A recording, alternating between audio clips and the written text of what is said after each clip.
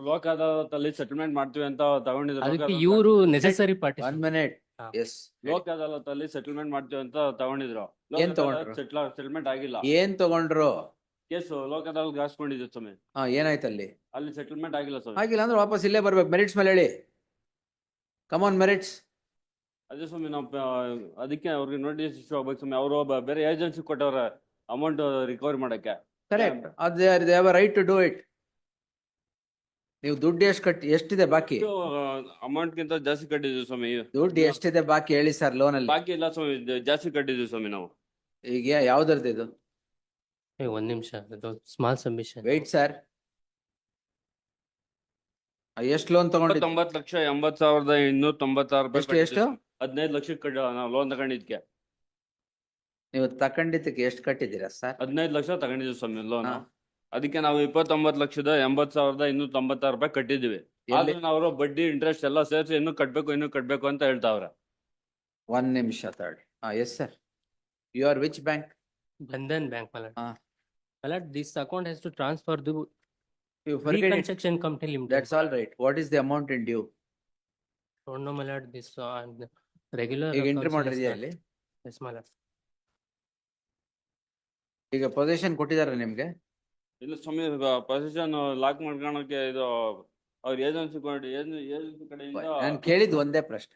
Position ಕೊಟ್ಟಿದಾರಾ ಇಲ್ವಾ? ಕೊಟ್ಟಿದ್ದಾರೆ ಸ್ವಾಮಿ. ಕೊಟ್ಟಿದ್ದಾರೆ ತಾನೆ? ಲಾಕ್ ಮಾಡಕ್ಕೆ ಏಜೆನ್ಸಿ ಅಂತ ಕಳ್ಸಿದ್ದಾರೆ ಸ್ವಾಮಿ. ಯಾವಾಗ? ಈಗ? ಹೌದು ಸ್ವಾಮಿ. The respondent bank is before this court projecting that the loan account has been transferred to an asset reconstruction company in terms of the act. The learned counsel for the petitioner submits that the amount in due is not only the amount in due is paid, the respondent bank has taken far more beyond the amount that is to be paid to the bank. The loan amount that was secured that was taken was 10 lakhs. The learned counsel seeks to demonstrate that more than 29 lakshana, more than 29 lakhs have already been paid to the bank.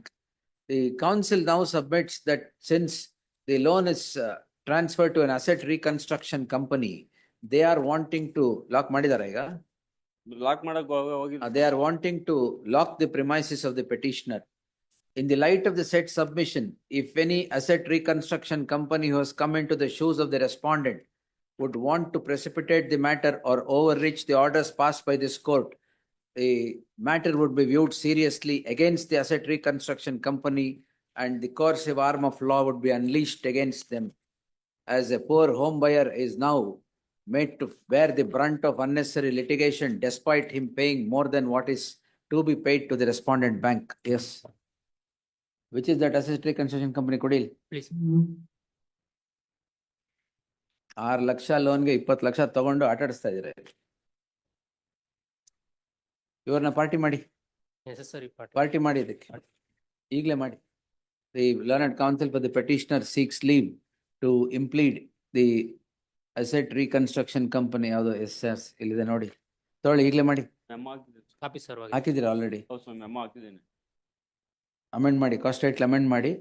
Emergent notice to the respondent, second respondent ಅಂತ ಮಾಡಿ. Emergent notice to them returnable by.